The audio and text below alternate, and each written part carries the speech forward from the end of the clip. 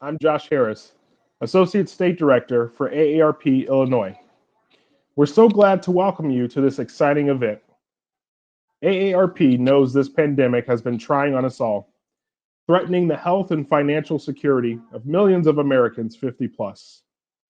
That's why it is our pleasure to bring you this night of levity, some fine art, and great music to help us all recharge, connect, and address some of the social isolation we know people are feeling at this time.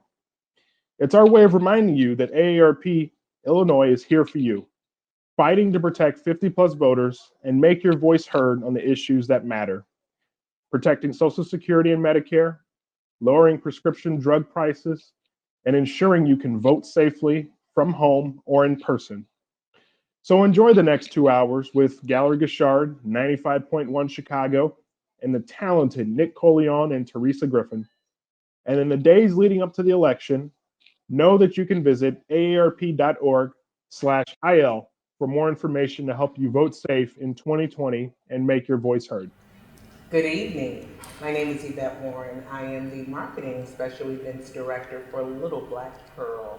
Little Black Pearl is located at 1060 East 47th Street, right on the corner of 47th and Greenwood. We are at the crossroads of North Kenwood and Oakland in the historic Bronzeville community. Today we're going to have a conversation with some of the wonderful leaders at the Little Black Pearl Academy. But before we do that, I want to give you just a little bit of background on Little Black Pearl. Little Black Pearl was founded over 26 years ago in the basement of our executive director's home.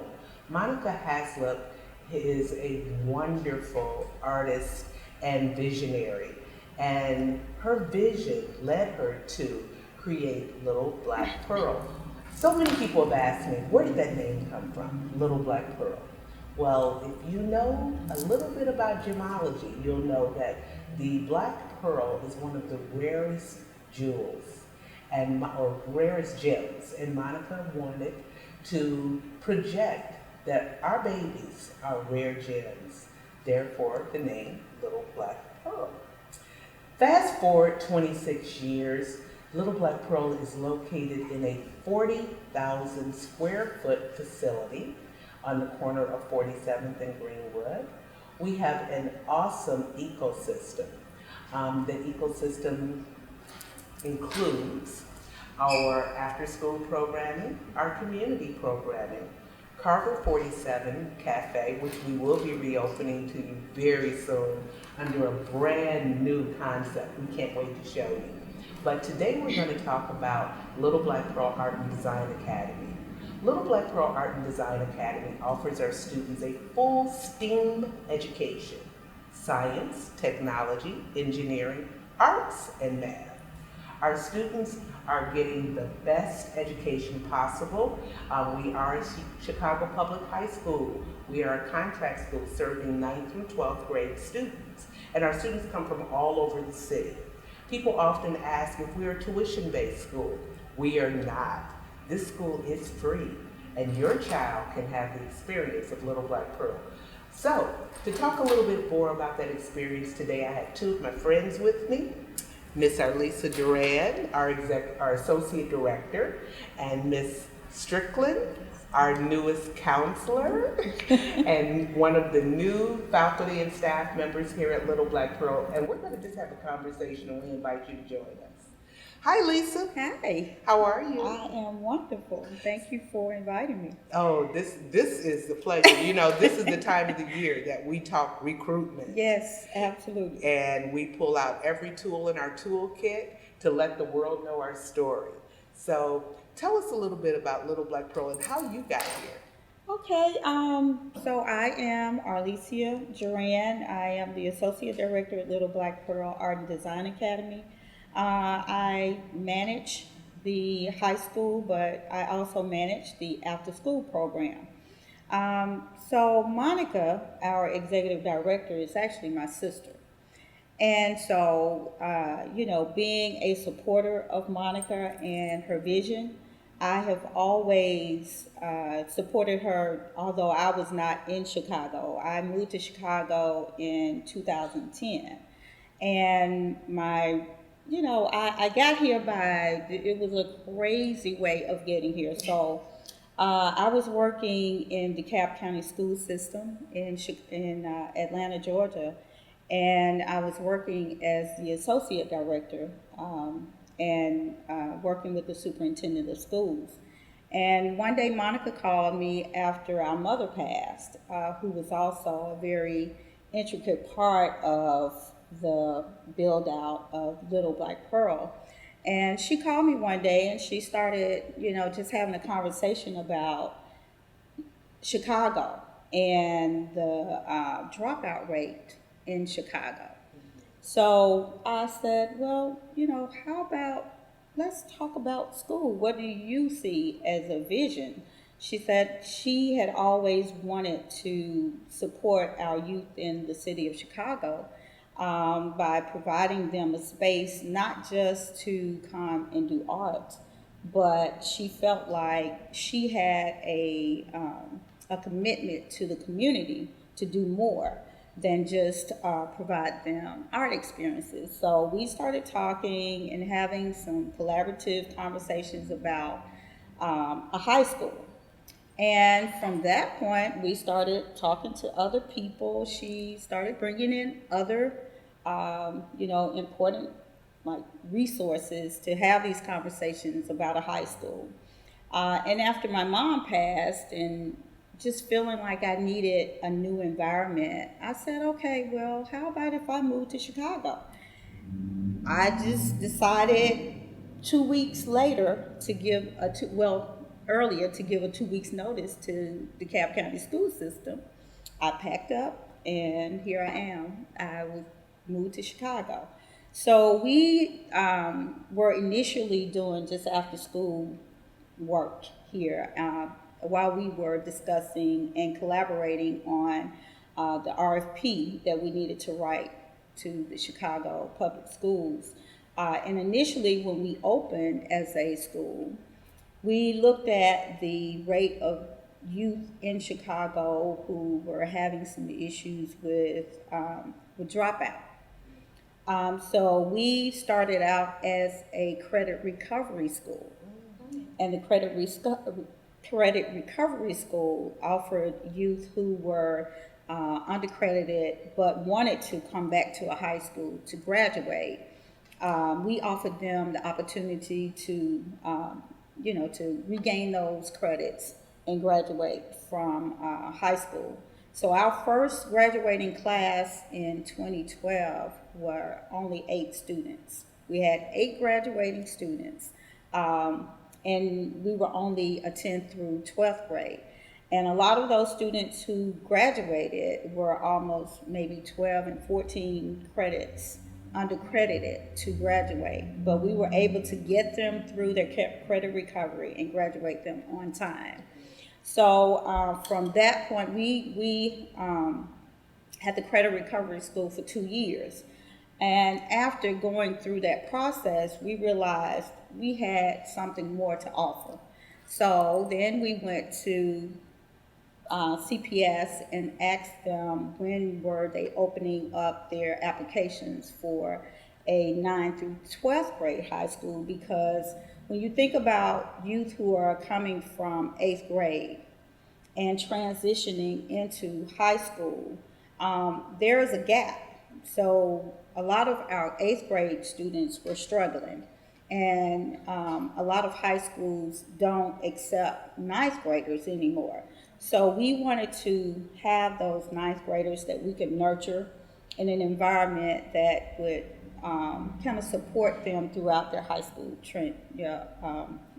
years. So we were able to form Little Black Pearl Art and Design Academy. Our first school name was Options Laboratory School. It was not Little Black Pearl Art and Design Academy, it was Options. But we did form the Little Black Pearl Art and Design Academy, starting with 9th graders. And our first graduating class was a graduating class of, I think, 23. And every year, the graduating classes got larger. We have been able to graduate 100%. Over the course of the 8 years that we have been a high school in the city of Chicago, our our grading score has always been above 2. We maintain good standing throughout our 8 years as a high school. And one of the main things that we look at when we talk about Little Black Pearl Art and Design Academy is providing an environment where youth can actually flourish, not just in their academics, but they have opportunities in art. They also they're given opportunities like internships. They're able to work with outside vendors like the Jordan Foundation and some of the others. We partner with the Chicago uh, Community Foundation and also One Summer Chicago. So every year, my summer program entails having up to 15 interns who come in, and we support them through soft skill training. So the school in itself, of course, it's school, but in that school, we make sure that we provide them with an environment that is nurturing. We are a family here. We make sure that we communicate with our babies, and we make sure they know that they are creators and critical thinkers. So I think my move was one of probably the better things that I've done in my life. Well, not other than having my babies. Yeah. But this has been an experience, and where we're going with the school at this point, because of being virtual, it has given us an opportunity to really be creative in our space. We have a dynamic leader, Ms. Danica Giger, who is now our principal, and her vision for this school, and along with her, she just had the drive to take us to a different level. And I am just so excited about where we are right now. And, just thinking that we are the pillow of a lot of great experiences that our students will have over the course of the next year or so. Love. Ms. Strickland, I want to bring you into the conversation. As Ms. Duran, as so many, and Lisa knows that my head just starts going da da da da da as she talks, so I have to bring myself back and stay focused. But tell us about how you came to Little Black Pearl and a little bit about your background and what makes you excited about being here. Listen to what Mr. Rand just said over here and making me additionally excited, let me just tell you. So my background is clinical mental health counseling. I found out about the opportunity to come to Little Black Pearl through Ms. Gicker. She told me that there might be an opportunity for a school counselor, and I probably for the last 6 years I've worked in alternative settings, and I had to really weigh it. Did I want to go back into the alternative settings? I don't like the word options or alternative because they have such negative connotations. So And when that is why we changed our name. so when she was telling me about Little Black Pearl, I was like on the other end, like, oh my, another options, another alternative school. And so she was like, nope, it's not like that. She told me about the dynamic year that she had last year. And she was like, come over, I promise you, it's not what you think. So that's what got me here. That's what got me through the door. And we're only on day 2. And man, when I tell you, it is nothing like I ever imagined. The students are prepared to learn. They are looking forward to a future. And they're not here because they're being forced to be here. Mm-hmm. When I tell you that day one, at the end of our checkout, we were all overwhelmed at the attendance. There were very, very few students that did not show up. Yeah. So that in itself, that'll keep me. The kids, the kids are, and again, this is just day two. The kids are amazing. They want to learn. They want to be here. And you can tell, what I can tell just being the newest person here, I can tell that there was a lot of nurturing. When Miss Duran or Miss Giger pops in, rock stars have entered. Oh my God, Miss Duran, Miss Giger. And I'm just sitting there like, wow. Like I want to run over and get their autograph too. But just that nurturing, I believe, has made it really good for me and anybody else new coming in. So again, that's what will keep me. And I'm really excited to be here. One of the things I've been interested in is having an experience in alternative school environments. That it does have to be a paradigm shift being here because the approach is different. Very different. So what struck you most so far in regards to the approach to learning versus a traditional alternative school environment? Well, traditional, let me say the ones that I have worked with, traditionally kids are coming in basic skill deficient. They can't read, comprehension is really low, math skills really low. And again, that, I was afraid that that's what I was going to face here. Not at all. The kids were asking such awesome questions. I was like, give me the dictionary. Let me get up in here and see, what did you say? So, no, seriously, but the comprehension level, the basic skills level, very, very different.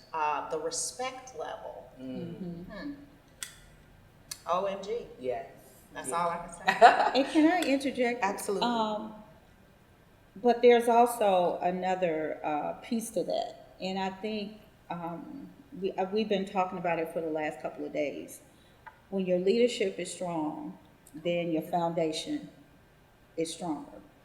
And Ms. Giger has done an amazing job from the first day that she was selected to become the principal here at Little Black Pearl. Her vision was, okay, we are going to meet the students where they are. We are going to contact parents. Yeah. So our entire summer was around communicating with our parents. We had several meetings. Not only meetings, we had several trainings so that we could teach them what we were planning to do with our students.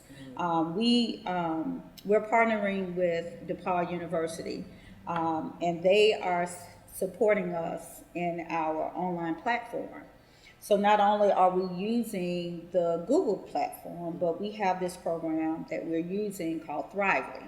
And Thrively is it's a platform that allows our students to be collaborators and independent thinkers.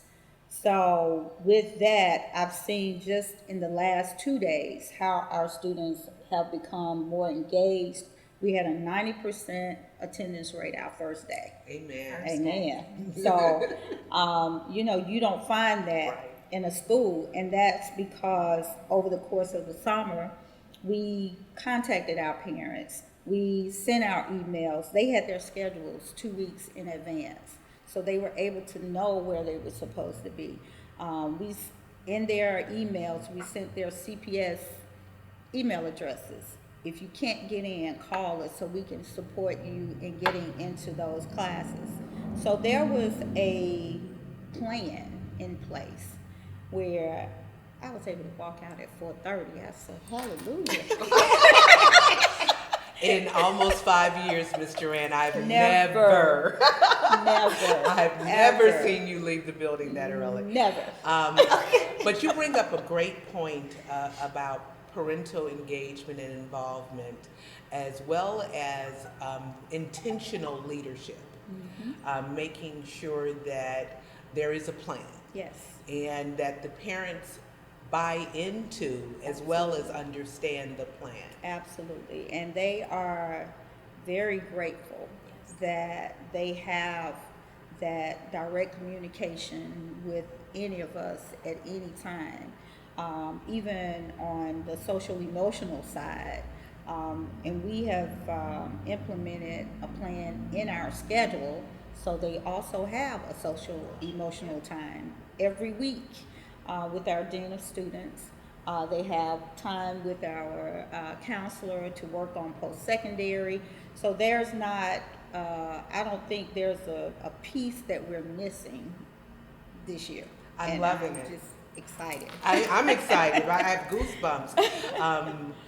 Little Black Pearl Academy has been very much known for its project-based learning.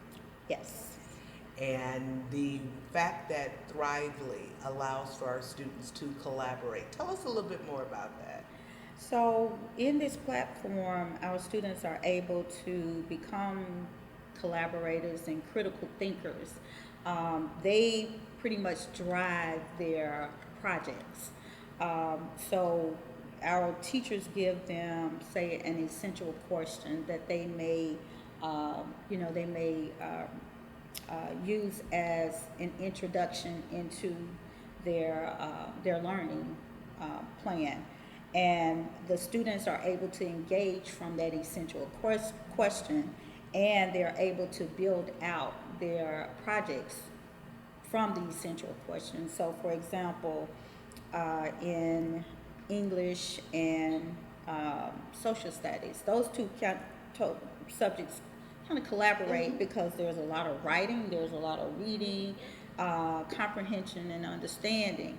So, in those courses, they can actually collaborate those two together and build out a project, whereas it satisfies both areas as long as we are meeting the standards. So we are making sure that all of our students are meeting their standards, but they can create these things. And it's not just, writing. They can also create using auditory. So there are different ways that they can, submit their projects, because everybody is not we are auditory learners, and some like to write, some like to draw. So, however, as long as you can explain and we know that you are comprehending what that subject matter is, then that's how we're doing it this I year. love it. It's like you're challenging them to start thinking like they're in college. Absolutely. In high school. That is the point. I love because learning will not ever return to the way it used to. After we've gone through this since March, and we are building this foundation so kids can understand. Once you go to college, if you're not planning to go to college, you still have to be critical thinkers in a work environment. So, and independent thinker. So we are developing this platform so that they can learn how to become that, and don't have to sit and wonder, you're learning things that really don't matter at this point. And colleges are now, everybody is virtual. Absolutely. Absolutely. I have 80 questions in my head, but I'm going to go back to you, Ms. Strickland. I'm trying to stay focused. One of the things that is new, in my opinion, you can tell me if I'm wrong, for counselors, especially at secondary education, is relationship building remotely. And not having that student come and sit at your desk, Yeah. and you talk to them about their future and their life, and you're collectively going into different websites and things of that nature. So how do you go about, as a counselor, creating that relationship before you could even start counseling? Yeah. So again, for me, it has been, I've been able to build off of what has already been there from last year, from the team last year.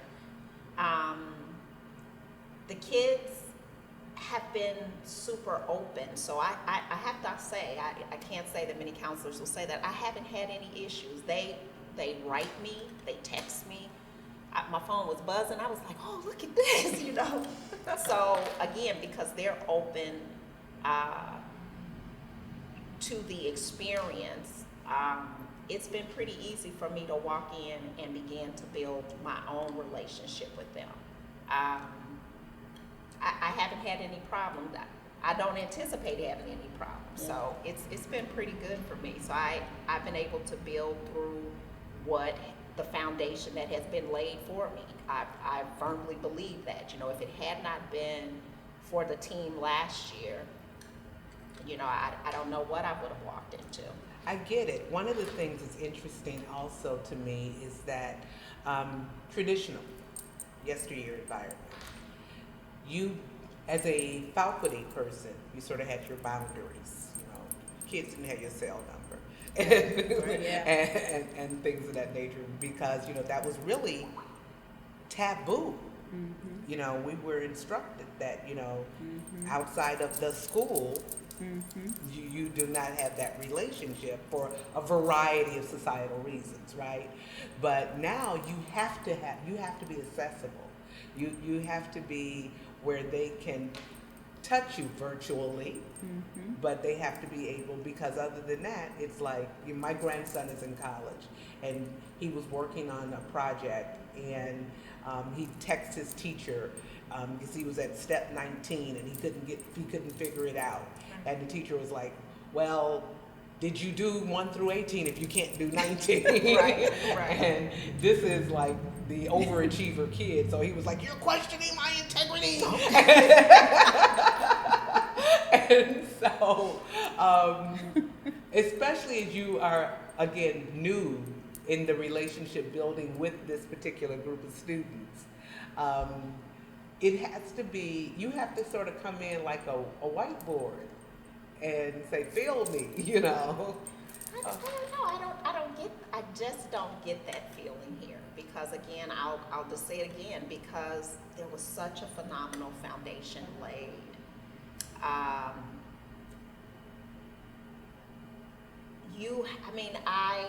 Again, the kids they've taken to me. They're remembering my name. I mean, all of that sounds very trivial, but that, you know, being, you know, it's sort of like I'm the substitute teacher. I'm the new person, you know. But they have taken to me. They have remembered their manners from last year. They remembered the things that they were taught to do, and they've just transferred it over to me. Day 2, I'm telling you, day 1, I was having anxiety again for being new, but day 2 today, not walked into class, but literally, you know, I logged in and they were like, hey, Miss S. I was like, I love it. I was texting like, they called me Miss S. So I think that I'll be able to continue to build those relationships, because, you know, there were people before me. You're right, we have to give out their number. I want to be accessible to them, especially because I can't reach out and have them sitting at my desk. I want them to be able to know that, you know, that same support that they would have gotten sitting at my desk, that they're going to get, because they can contact me whenever. Now, I have put, you know, don't call me at 1 in the morning, but, you know, you can, you know, feel free to text me. So I think things like the email, the text, the phone, it will just continue to help me build my own rapport with them. And it's part of that whole social emotional learning thing. You know, they still need to know that we're there, and that they can reach us when they need. So all of that for me plays a big role. And again, I'm grateful for you guys, because I was scared. I'm not going to tell the story. You know, it's interesting because, to your point, we're dealing with COVID, right? Yes, ma'am. We are dealing with social distancing.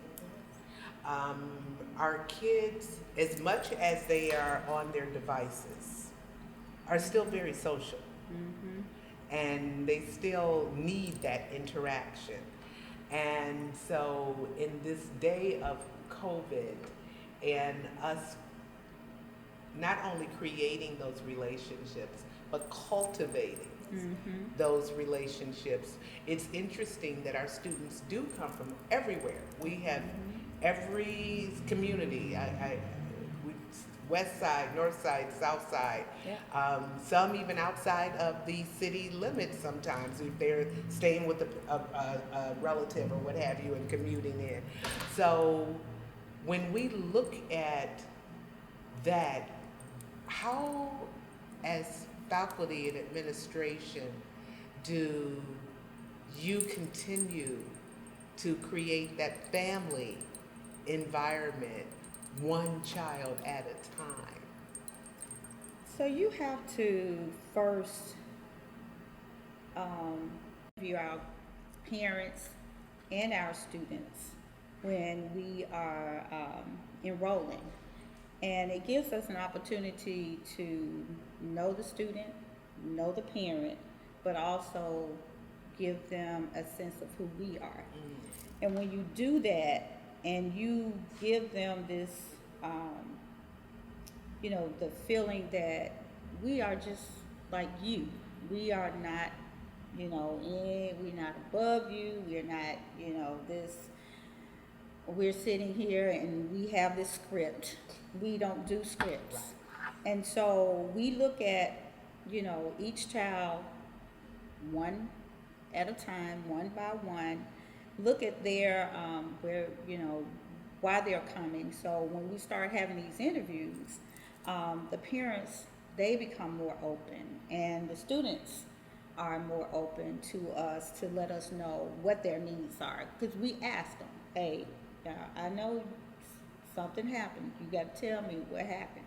And once you start having those kind of conversations with them, then the parent starts feeling, feeling more comfortable with allowing their child to be with you every day. And we do a lot of follow-ups. We don't just stop at 5 o'clock. My phone, unfortunately, my phone is filled with children and parent phone numbers, even from graduates. And I still talk to our graduates. I count on you doing it. And I still talk to those parents. So when I walk outside, and I've had even, some of the, and I'm not calling them some of the challengers, but they will come by the school and say, are you okay? They check on me. Yes, and they say, if you ever need anything, you come and you call me. Got to get through me to get to Miss Duran. So those are types of relationships that you want. I was going to say, isn't that a good feeling? That is a good feeling. I feel like, I can just go anywhere and I'm okay.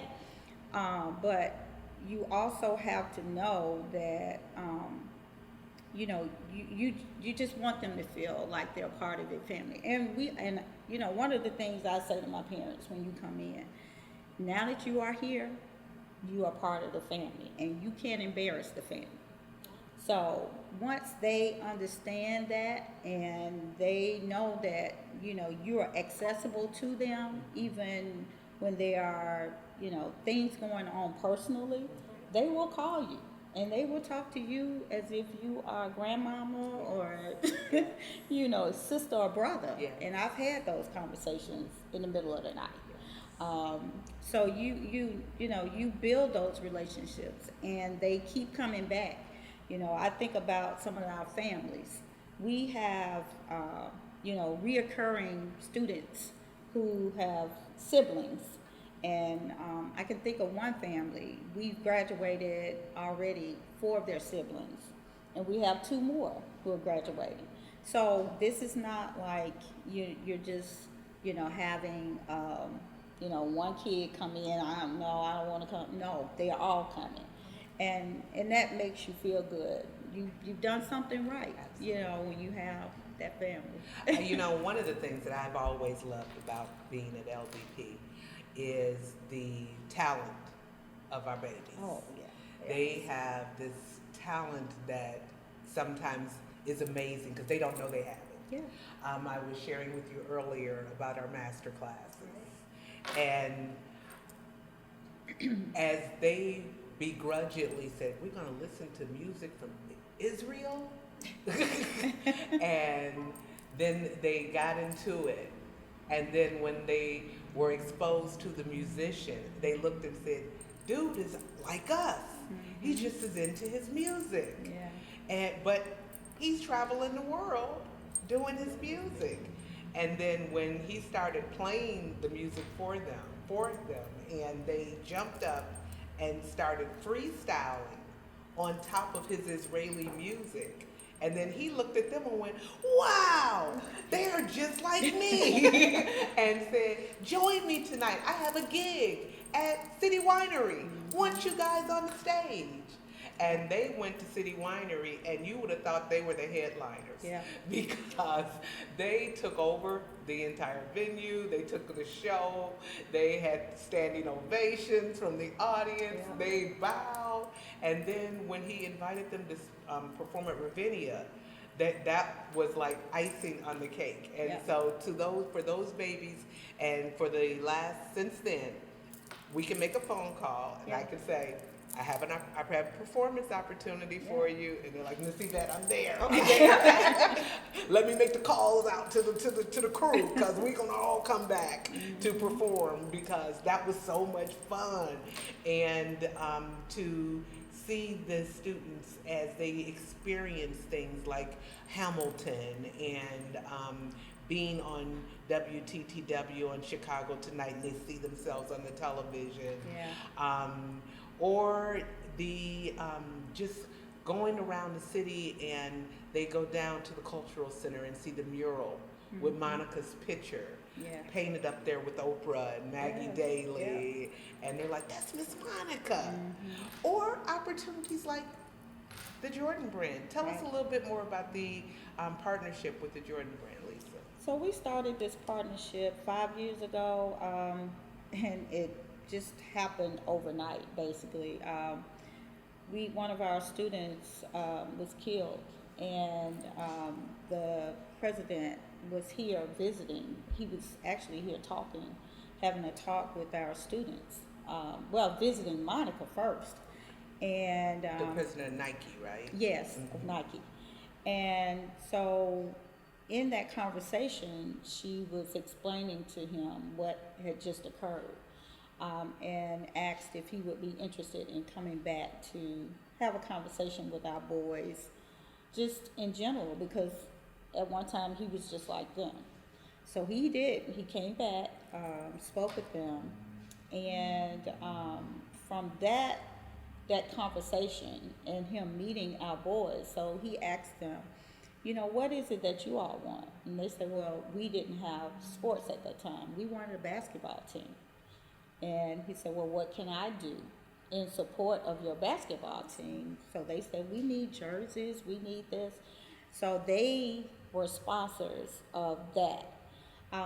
And from there, we started talking to some of their other, the partners in the Jordan program about creating an opportunity for students to learn about graphic design.